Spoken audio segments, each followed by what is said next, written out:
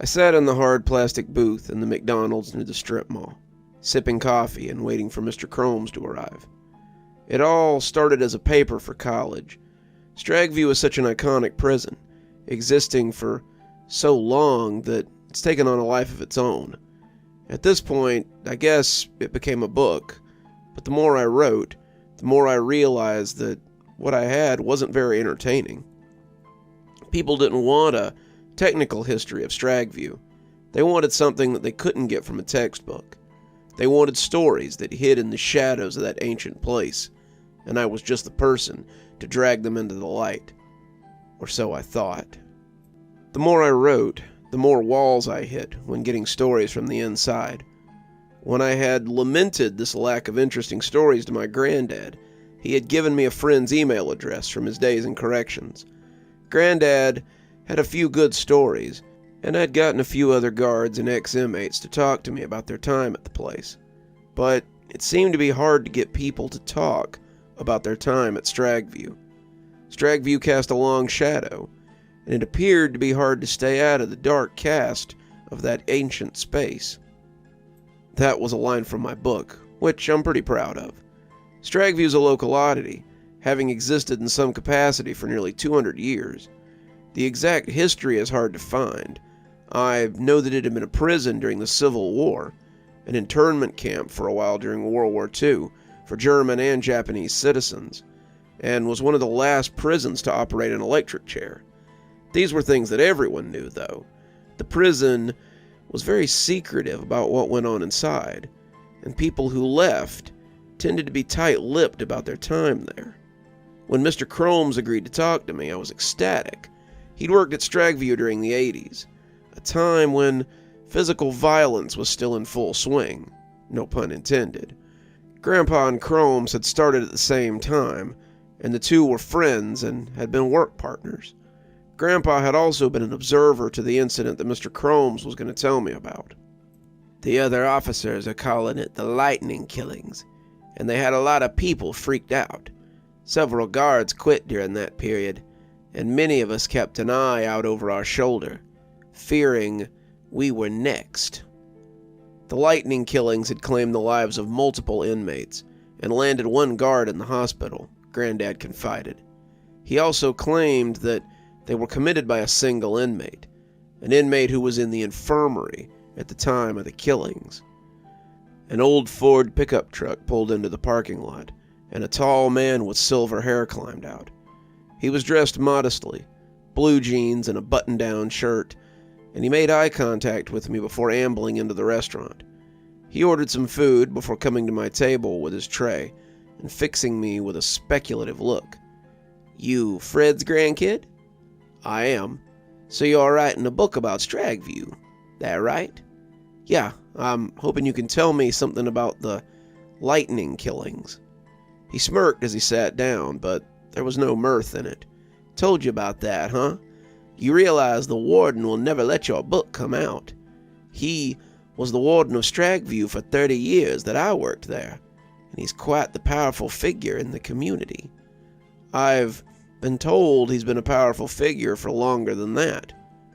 He took a sip of his coffee. "Can't speak to that, but I can speak to the lightning killings. I was a witness to the whole damn thing. If you've got the time, I guess I'll tell you." I took out a tape recorder and set it between us, depressing the record button as I waited for him to start. He was willing, it seemed, though I didn't understand then what this story would cost me. "Stragview is a strange place, but I think you know that already. I've seen beautiful things inside those walls, and I've seen monstrous acts committed by both officers and inmates alike. When you're inside those walls, you feel like you've stepped out of time, out of space, and you don't really realize it until you're lying in your bed, thinking about the day you've just had. From September till mid-October of 1985, I was stuck in one of those miasmas of weirdness. It all started with the power outage on the morning of September 6th. We were in the middle of a heat wave, the hottest it had been in September in living memory. The power had suddenly decided to go out on top of everything. The loss of electricity meant no fans, no radios at night, and the failure of the freezers in the kitchen. The food there had spoiled, and the inmates were not pleased. The day before the incident on the rec yard had been Chicken Day, a day usually held in high expectation. But with the freezers down, the inmates had been close to rioting.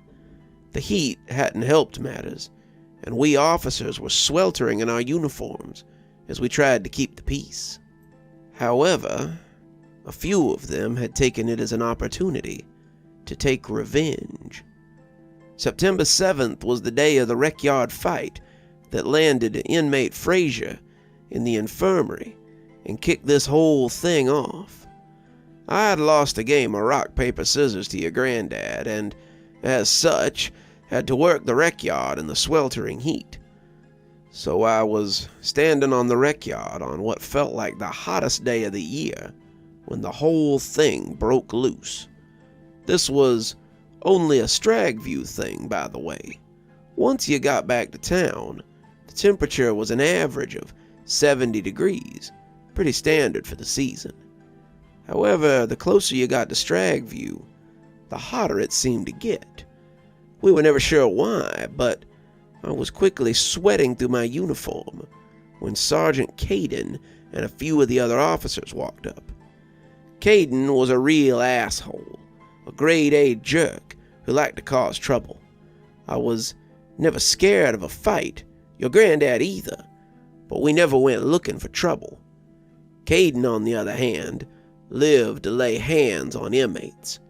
He was a big guy, discharged from the Marines before coming to work at prison, and he was known for taking inmates out of view and beating the tar out of them. Didn't matter who they were. If they got in his way or got on his bad side, they were going to get beat up. All of them, besides inmate Frazier. Frazier had sucker punched him during one of those disciplinary meetings he held and dropped him in one shot. More importantly, he'd embarrassed him in front of a bunch of his friends, and that was his biggest mistake. Caden still had a bruise on his cheek where he'd hit the pavement, and I could tell that he was coming to cause trouble on my yard. There were a lot of inmates out on the grass, playing baseball, running, just using the equipment to exercise, and I could see Frazier talking with some guys by the baseball field. I begged Caden not to when it came up. "Not today, Caden. It's too damn hot for this crap today." Caden smirked. "I just want to talk with him, that's all." The fact that he already had his hand on his baton told me all I needed to know. He and his cronies were pushing past me as they made their way over to Frazier. Frazier had his back to him, but when his friends saw the group heading their way, they moved off quickly. No one wanted to get on Caden's bad side, and they knew that Frazier was about to come in for a beating, at the very least. He turned around, clearly expecting some retaliation after besting Caden a few days before. Caden had been off the last 2 days, leaving him with plenty of time to seethe, and it appeared that he was ready to make good on all that downtime. I watched as they began talking, Frazier smiling and trying to back himself out of the situation, as Caden edged closer and looped the rawhide thong of his baton around his hand. They started out well enough, but eventually Frazier had enough of Caden's sass and started giving it back. Caden didn't seem to like this, especially when Frazier's back talk started making the other guards laugh.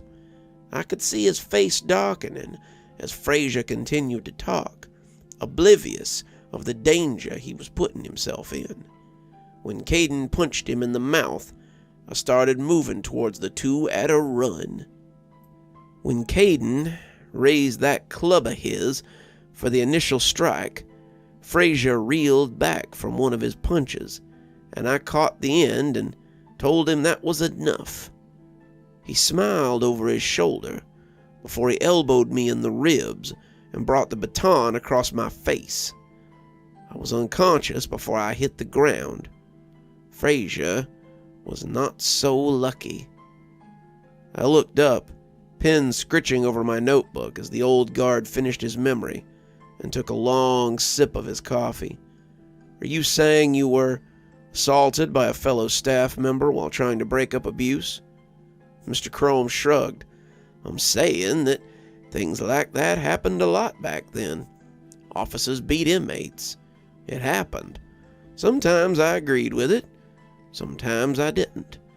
This time I didn't, and I tried to put a stop to it. So that was the start of the murders.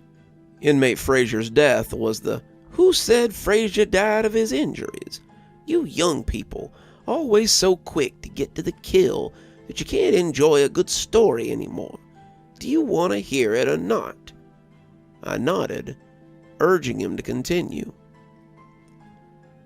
I woke up in the infirmary with a lump on my head and a throbbing headache. The nurse told me to take it easy, but she needn't have worried. My head was hurting too bad to get up to too much right then. They let me go home early, and I made a mental note to talk to Caden about his little head cracking when I came back to work next. I had the day off, thanks to my injury, which was good, because it turned out I had a slight concussion and spent the night throwing up in my bathroom.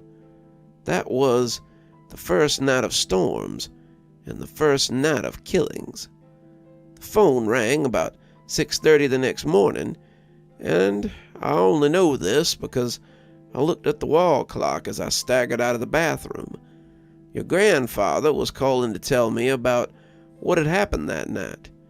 Back then, we did revolving shifts, so no one got stuck on nights all the time, and I would be starting my first night of midnights that night. Our whole shift had been transitioned to nights for 3 months, and what a start of festivities it was. He had worked the night before, and he told me how all hell had broke loose that night. It was crazy. The lightning started early, big angry forks and pelting rain that came down in buckets, and just about the time it seemed to hover over the compound, we got the call from Bravo Dorm. We had a trainee in there, a kid named Dockett, and he gets on the radio and starts calling for help. 10 codes be damned. The captain asked what the situation was, and he says he's got a fight going on. The kid sounds scared, half out of his mind. The 4 of us who were hanging around the captain's office go pelting through the rain towards the dorm, figuring we'll find a couple of inmates in the bathroom swinging on each other. We arrived to find one guy on his back, eyes staring at the ceiling, dead as a post. Dockett was in the station stammering about how the lights kept flickering, and he'd seen the inmates fighting. He wouldn't say much more, but he looked pretty shaken up. We called medical and got Dockett and the stiff down there, but we couldn't find anyone else with wounds on him. Dockett gave us a description of the other guy. Medical took the body, and we headed back to our respective dorms to fill out paperwork. I told him it sounded like a pretty crazy night, but he just laughed. You hadn't heard the worst of it. I was halfway back to Foxtrot when the officer I left in there starts yelling about a fight in our dorm. We lock the cell doors at 9, and our cleaning guys are done by 11. It's midnight. There shouldn't be anyone in the quad to fight. So I go running back to the dorm, and I come in the side door looking through the glass that separates the quads from the halls. I see 2 inmates, one on the ground and one on top of the other. The one on top is beating the holy hell out of the guy on the ground, and the guy on the ground is convulsing like an electric current is going through him with every hit. I bang on the glass, yelling at them to separate, and the guy on top looks back at me with a look of the most abject hatred I have ever seen. The rest of the team bursts in then, and when I turned back, the guy was gone. I asked what he meant, not sure how someone just disappears from a secure quad like that. I mean, he was there one minute and gone the next. The other inmate was twitching, his breath coming out all weird and gaspy, and Hancock starts giving him CPR like they taught us to do. The rest of us start looking for the other inmate, but I knew we weren't going to find him. I asked how he knew, and he suddenly sounded very nervous, because it was Frazier. The inmate in F dorm was Gusper, the one he'd gotten into a fight with last month over unpaid debts. That's not all. The inmate in B dorm was Kellogg, the inmate who beat him up a few months ago to join the white boys. By the time the sun came up, both of them were dead, and no one really believed what I'd seen. Why not, I asked. Frazier sleeps in F dorm. He could very well have killed Gusper but your granddad cut me off. Frazier's still in the infirmary, Mickey. He's unconscious. Hasn't come out since he jumped Caden on the rec yard. I tried not to scoff at the story Caden was passing around, but your granddad had a weird tale nonetheless. Just how weird, I wouldn't know till that night. I leaned forward, recorder still running, as the old man stared at me over his steepled fingers. What happened that night? It's getting on a bit, kid. You mind if we pick this up another time? He said it casually enough, but I couldn't help but notice that he kept glancing at someone standing at the counter. Someone in a jacket with a DOC patch on it. I agreed to meet him a few days later for breakfast at a little diner downtown, and he left in a hurry after saying he'd see me then. I researched the two inmates he mentioned. They were indeed reported dead in 1985 while incarcerated at Stragview. The cause of death was heart attack, and it seemed they were not the only instances of sudden cardiac arrest in September. In all, 15 people died of sudden cardiac arrest in September and October. Most of them were inmates, but I noticed that 4 were officers. Something had happened at Stragview that month, and the fact that it hadn't made the papers was a miracle. Whatever these killings were, they were exactly what I was looking for. You're still here. I thought you might be. Thanks for joining me for tonight's story. If your insatiable appetite for horror knows no bounds, might I suggest one of our playlists, or one of our previous stories in the archive? There should be one appearing at the end of the story any minute now. And of course, if you're not subscribed, why not go ahead and hit that subscribe button? Maybe hit that notification bell so you don't miss any of the spooky things that we do here. If you prefer your horror a little more analog, you can always pick up one of my books. There's a link below to my latest, and it'll take you to all the great things that I've posted on Amazon. For my book lovers in the audience, I always suggest coming on down to Patreon so you can become part of my ghostly reader tier and get a book anytime I write one, which is usually about twice a year. Speaking of my patrons, let's go ahead and thank them, shall we?